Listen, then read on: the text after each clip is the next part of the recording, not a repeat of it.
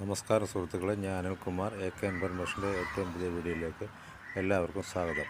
ഞാനിന്നിവിടെ പറയാൻ പോകുന്ന വിഷയം PWD റോഡ് പണി മോശമായാൽ ആരാണ് ഉത്തരവാദി.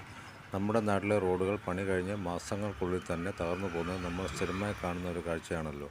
എന്നാൽ ഇതിന് പിന്നിൽ ഒരു ഗ്യാരണ്ടി കാലയളവ് ഉണ്ടെന്ന് എത്ര പേർക്കറിയാം? കോൺട്രാക്ടർക്ക് ഇതിൽ എന്ത് ഉത്തരവാദിത്തമാണുള്ളത്? നമുക്കതിനെപ്പറ്റിയൊന്ന് വിശദമായി നോക്കാം.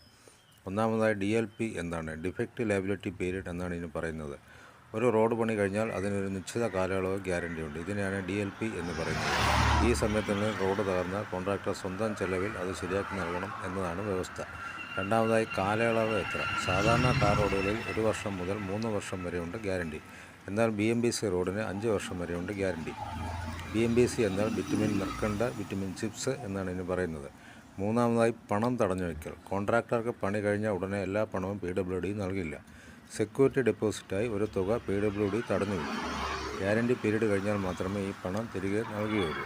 നാലാമതായി, നമുക്കിതിനെതിരെ എന്ത് ചെയ്യാൻ പറ്റും?